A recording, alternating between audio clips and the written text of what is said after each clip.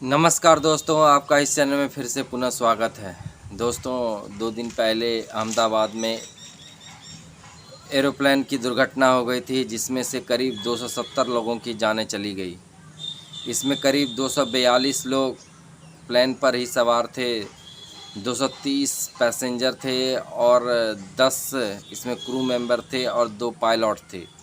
तो इस 242 आदमी में सिर्फ एक आदमी ही इसमें बच पाया, वो भी प्लेन से कूदा तब उनकी जानें बची, क्योंकि वह 11A की सीट पर बैठा हुआ था और वहाँ पर इमरजेंसी एग्जिट था। जैसे ही प्लेन मेडिकल कॉलेज के हॉस्टल के छात्रावास पर यह प्लेन दुर्घटनाग्रस्त हुआ तो अचानक से इसका इमरजेंसी गेट ओपन हो गया और उन्होंने तत्क्षण ही उस प्लेन से वह निकल गया। और आसपास जो यात्री बैठे हुए थे वो दीवार के बिल्डिंग से सटे हुए थे, जिस कारण से वहाँ से निकलना बहुत ही मुश्किल था। वे लोग नहीं निकल पाए, लेकिन यह व्यक्ति निकल गया, जिस कारण से इनकी जानें बच गई। क्योंकि जब प्लेन दुर्घटना होती है तो इसमें जितने सारे फ्यूल होते हैं, सारे फ्यूल एक साथ जल उठते हैं। इसके जलने के कारण प्लेन में जितने सारे यात्री रहते हैं या पायलट रहते हैं, वे सारे कलवित हो जाते हैं, मौत के मुंह में समा जाते हैं। तो सबसे बड़ी बात ये रही कि प्लेन के जलने के पहले यह आदमी बाहर हो गया, तब यह आदमी बच पाया। तो सिर्फ एक शख्स इस प्लेन दुर्घटना से बच निकल पाया और बाद बाकी सारे यात्री मौत के मुंह में समा गए। यह बहुत सी दर्दनाक घटना है और सदी की सबसे बड़ी एरोप्लेन दुर्घटना है, क्योंकि हमने देखा था 2020 में केरल में रनवे के दौरान जब प्लेन उतर रही थी, वहाँ पर दुर्घटना घटी थी। लेकिन यह प्लेन जो दुर्घटना हुई, मात्र 2 मिनट में ही यह प्लेन दुर्घटनाग्रस्त हो गई। अहमदाबाद एयरपोर्ट से यह जब विमान टेक ऑफ किया था 1:48 समय पर और 1:50 में यह दुर्घटनाग्रस्त हो गई। यह मेडिकल कॉलेज के छात्रावास पर जा टकराई और टकराने के पश्चात तुरंत यह जल उठी। कहा जाता है इसमें जो ईंधन था, करीब 1,25,000 लीटर तेल था इसमें। और बताया जा रहा है कि यह जो प्लेन यहाँ से टेक ऑफ की थी तो यहाँ से यह ब्रिटेन लंदन की ओर जा रही थी। तो इतना सारा ईंधन इसमें था।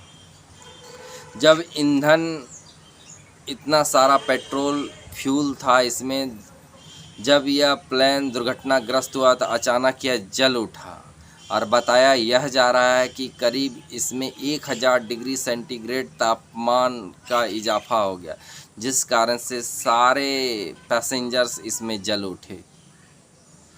पूरी बॉडी को पहचानना मुश्किल हो गया। यहाँ पर कहा जा रहा है कि परिवारजन को डीएनए टेस्ट मिलाएं, तभी सबको हम दे पाएंगे। मेडिकल टीम और अस्पताल की जितनी सारी टीम है, सारी टीम यही कह रही है परिवारजन से कि आप डीएनए टेस्ट के माध्यम से ही सबको सौंपा जाएगा। तो कितनी बड़ी यह विभत्स घटना घटी थी। मात्र 2 मिनट के अंतराल में कितनी सारे जिंदगियों के ये लील ली थी ये प्लेन दुर्घटना। करीब इसमें 270 लोगों का आंकड़ा बताया जा रहा है कि इस प्लेन दुर्घटना में काल कलवित हो गए। उन लोगों का जीवन सदा सदा के लिए शून्य में चला गया। कहा यह जा रहा है कि एयर इंडिया का यह विमान था बोइंग, जो सबसे अच्छी विमान मानी जाती है और लंबी यात्रा तय करती है। लेकिन इसमें क्या टेक्निकल फॉल्ट हुआ या इंजन फेल हो गया, क्योंकि विमान में 2-2 इंजन रहते हैं और सारे इंजन को चेक करने के बाद ही उड़ान किया जाता है। लेकिन अचानक से क्या फॉल्ट हुआ जिस कारण से इतनी सारी लोगों की ज़िंदगियां काल के मुंह में समा गई। कहा जा रहा है कि इसमें जो 2 पायलट थे, एक के पास 8000 घंटा उड़ाने का अनुभव था और एक के पास 1100 घंटे से अधिक उड़ाने का अनुभव था। लेकिन जब यह दुर्घटनाग्रस्त हो रही थी तो पायलट साहब ने अलार्मिंग भी बजाया था। उन्होंने एटीसी को चेतावनी दी थी और अलार्मिंग किया था कि यह प्लेन दुर्घटनाग्रस्त हो सकती है और एटीसी के सूचना पाने से पहले यह विमान दुर्घटनाग्रस्त हो गई। तो अलार्मिंग का फ़ायदा यही होता है कि एटीसी को पता चल जाता है कि प्लेन अब दुर्घटनाग्रस्त होने वाली है, क्योंकि इसमें इमरजेंसी जैसे हालत हो जाते हैं। अब इस दुर्घटना में किसी ने अपने चाचा को खोया, किसी ने अपना भतीजा को खोया, किसी ने अपने बच्चे को खोया, किसी ने अपने पति को खोया, किन्हीं ने अपने पत्नी को खोया। तो कुल मिलाकर अपने परिवार, सगे संबंधी जन के लिए यह इस समय दुख की घड़ी की बात है। इसमें कहा जा रहा है कि गुजरात के पूर्व मुख्यमंत्री विजय रूपानी साहब भी इसमें सवार कर रहे थे। वो अपने बेटी से मिलने के लिए लंदन की यात्रा पर जा रहे थे, लेकिन प्लेन दुर्घटना में उनका भी देहांत हो गया। अभी यह सदी की सबसे बड़ी एरोप्लेन दुर्घटना है और लोगों को यह झकझोर कर दिया है। और प्लेन में जो भी टेक्निकल फॉल्ट हो, ये तो जांच का विषय है और नागरिक उड्डयन मंत्रालय ने इसे जांच के लिए सौंप दिया है डीजीसीए के माध्यम से, और 3 महीने के अंदर यह रिपोर्ट बताएगी कि प्लेन में आखिर क्या कमियां थी जिस कारण से यह प्लेन दुर्घटनाग्रस्त हुआ।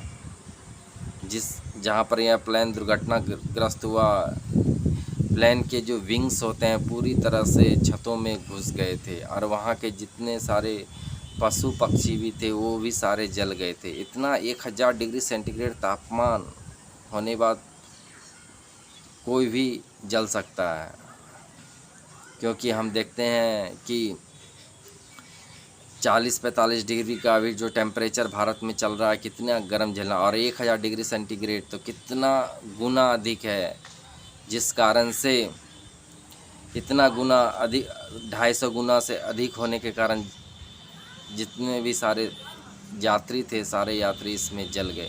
एक यात्री विमान के जलने के पहले यह कूद गया जिस कारण से यह बच पाया, क्योंकि यह इमरजेंसी एग्जिट के पास बैठा हुआ था, दीवार पर यह किनारे नहीं बैठा हुआ था, क्योंकि सारे पैसेंजर दीवार के किनारे बैठे हुए थे, जिस कारण से उसको निकलना बहुत ही मुश्किल हो पा रहा था दुर्घटना। लेकिन इन्होंने इमरजेंसी एग्जिट के बगल से ये निकल गए, जिस कारण से इनको आंशिक चोटें आए, लेकिन सारे पैसेंजर निकल नहीं पाए और अचानक से ये प्लेन में आग फैल गई, जिस कारण से सारे यात्री जल उठे।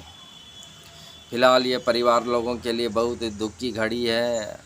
हमारी तरफ से बहुत संवेदनाएं हैं। इसमें प्रधानमंत्री मोदी जी और अमित शाह साहब दौरा किए हैं क्षेत्र का और परिवार वाले लोगों का साहस बढ़ाया है, और हम ईश्वर से प्रार्थना करते हैं कि सभी को, दिवंगत आत्माओं को शांति मिले और परिवारजनों को शक्ति दें, ताकि उनका आगे का सफ़र जारी रह सके, क्योंकि इस दुख की घड़ी में उनको साहस ही उनको आगे जीवन को प्रेरणा देगी। क्योंकि हम देखें आज भी एक हेलीकॉप्टर दुर्घटना हुई गौरीकुंड में केदारनाथ यात्रा के लौटने के पश्चात, जिसमें 7 लोगों की मृत्यु हो गई। ये अचानक ये सब जो घटना होती है मानवता को पूरी तरह से झकझोर कर देती है। तो पूरी तरह से विमान में लैंडिंग करते समय और टेक ऑफ करते समय पूरी तरह से इसका जांच हो जानी चाहिए, ताकि हर पहलुओं पर इसका जांच हो, ताकि और तब विमान को उड़ाया जा सके। फिलहाल इस चर्चा को हम यहीं पर विराम देंगे।